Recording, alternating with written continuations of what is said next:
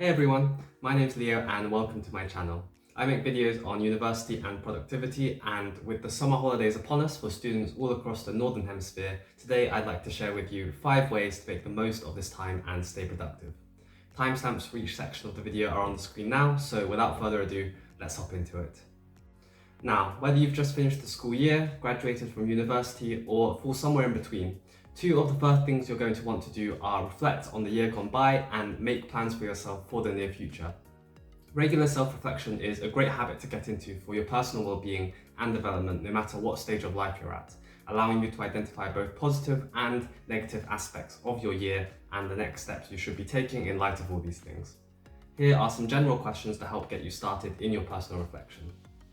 What have I accomplished this year? How have I developed as a person this year?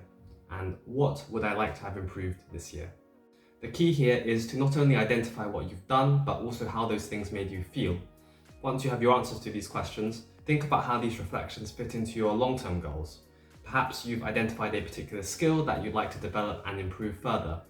Whatever your goals may be, you can now start to break these down into smaller, more tangible tasks that can be accomplished within the time frame of your summer holiday.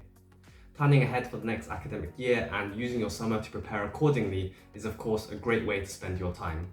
For example, if you've got your eye on a particular university course or graduate career. This leads me on nicely to my second point, which is all about internships and summer work. If you're a keen student, it's likely you've already given some thought to your future academic and career goals and what you can do to improve your prospects. One of the best ways to do this in the context of summer is to try and gain some form of professional experience. Whilst future employers and university departments see experience in their relevant field as a valuable asset, having any kind of work experience provides you with important transferable skills and helps you to identify whether you truly want to pursue a career in that field or not. This will hopefully reassure those of you who don't yet know what they'd like to do in the future, but would still like to gain some kind of professional experience. So, now that you're interested in work experience, what exactly should you be looking for?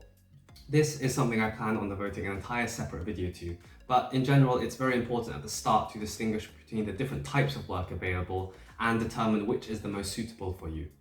Standard internships, in the traditional sense of the word, are forms of work experience for students during the school holiday period and are typically provided by organisations in which students are ineligible to apply for full-time roles due to the requirement of having at least a bachelor's degree. Many students, however, opt to instead partake in part-time jobs, which may turn into full-time employment at least for the duration of the summer. Whilst most part-time jobs available to students may not develop your technical skills in the same way that internships do, they can still offer plenty of benefits such as developing your time management, people skills, as well as offering decent pay depending on the exact type of work. Speaking of pay, it should be noted that internships can be both paid as well as unpaid experiences, and while settling for unpaid work may not seem particularly worthwhile, it is important to consider this in the context of the value the internship is providing, the competitiveness of other internship places, and of course your personal financial situation. Whilst part-time work can often be sourced at a much shorter notice, professional internships usually have early deadlines throughout the academic year, so it's certainly worth planning in advance and doing your research. Let's talk about something a bit more fun now. Whilst sourcing summer work experience is important and often requires thorough planning, travelling and exploring is an equally important part of summer which demands just as much attention to detail. If you are in a position to feasibly do so, travelling the world can be a great way to broaden your horizons, giving yourself a break from home responsibilities and bond with your loved ones, or yourself if solo travel is more your thing. The truth is that finding time to travel when you're no longer a student is much more difficult, so making use of these extended holiday periods, which are much rarer in the working world, is a must.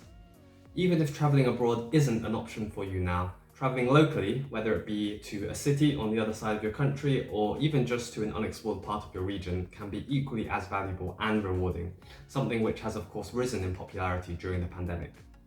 Finally, simply exploring the town or city you're living in, whether it be your childhood hometown or somewhere else you've moved to for your summer internship, can be a fun, low-budget way to find and discover hidden gems in your area. The fourth thing to think about this summer is going to be self-improvement and investment. And no, I don't mean this kind of investment. I mean investing time and effort into improving and learning things that will ultimately be beneficial for you.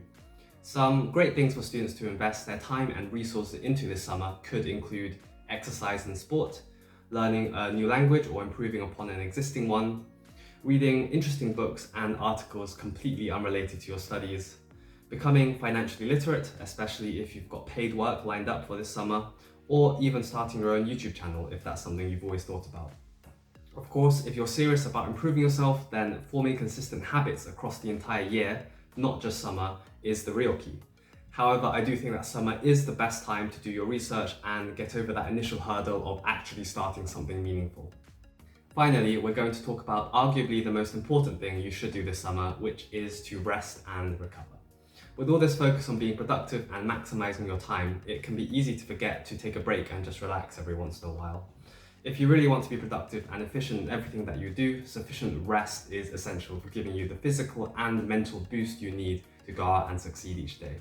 Also, don't forget that you've just had an entire year of working hard and smashing it at school, so treat yourself, watch some of your favorite TV shows, go socialize with your friends and family and help out with anything they need, or just spend some time being with and treating yourself. So that's all from me. I hope you found this video useful and I hope you have a great summer. If you have any questions or video suggestions, then feel free to drop a comment down below. And if you'd like to see more content like this, then please consider subscribing. Bye for now.